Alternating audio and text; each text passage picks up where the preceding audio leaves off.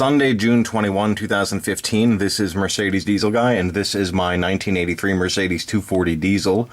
I haven't done a general project update video in a little while, maybe about a week now. But I have been out here working in the evenings during the week. Been trying to get more work done on the car, and I've been succeeding at that.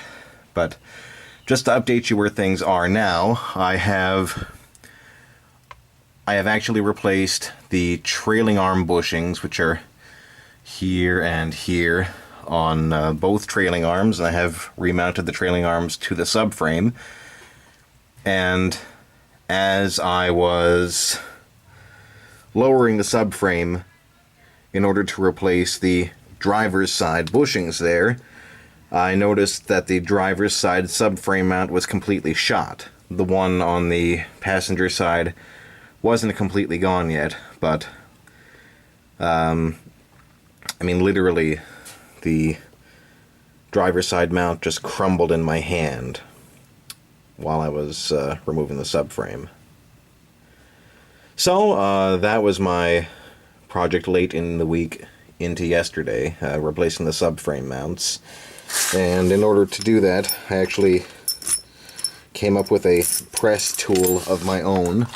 If you saw my DIY video, you'll see this is what I came up with, and it worked rather well.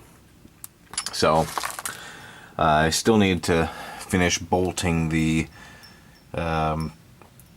passenger side of the subframe back into place, but other than that, those are done. So, that's going to be my first task today, and once I have that bolted in place, then I'm going to start reassembling the rest of the rear suspension. That means putting these springs and shocks back in and reconnecting the sway bar.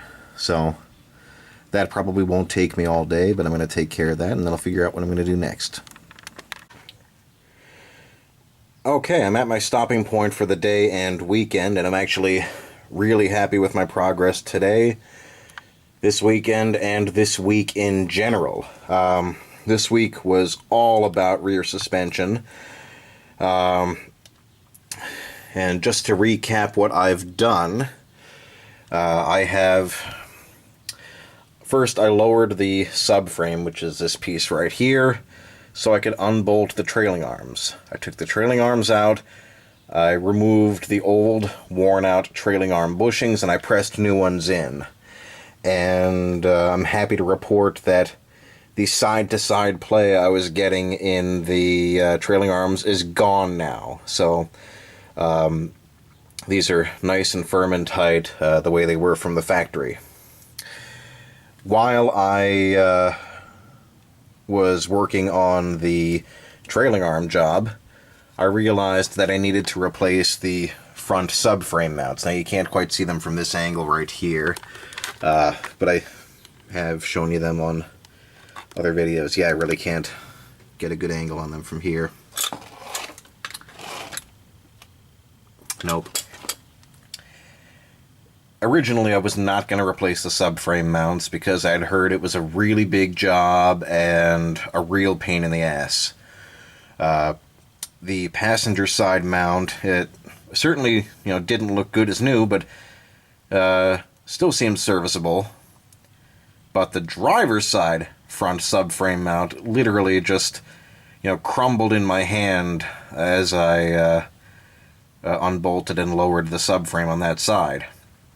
So I ordered new subframe mounts this past week and devised my own subframe mount press tool to install them.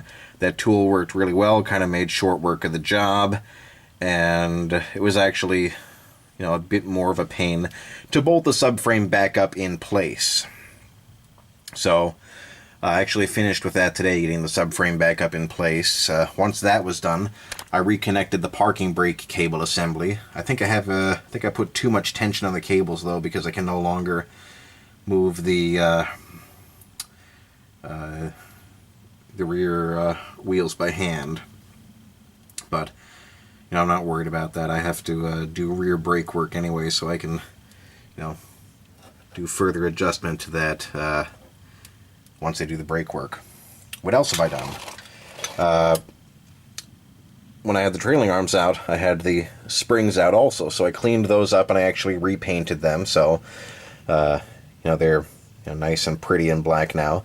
Did a little bit of undercoating here underneath the car. There was thankfully there was no rust in this area, but I wanted to keep it that way.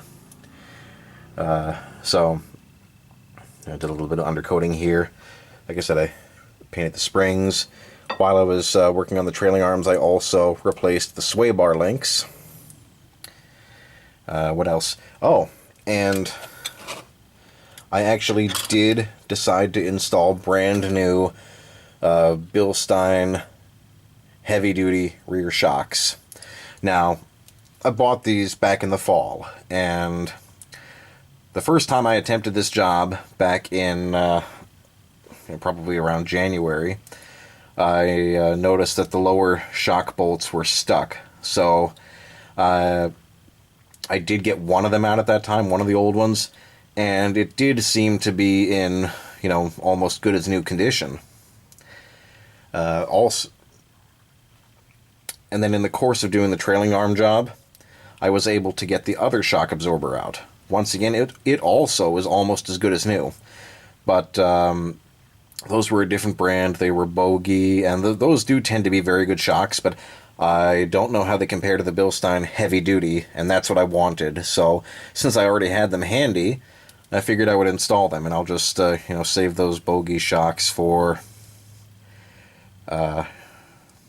for a future project. If I end up with one of these cars that desperately needs rear shocks, I'll just use those. So basically that's where I am for the weekend. Very happy with this progress. So the next time I'm out here, I'm gonna do some reading and researching, and the next job up will be pulling the transmission so I can replace the clutch. So that will probably be where I pick up with the next video. So this is Mercedes Diesel Guy. Thanks for watching.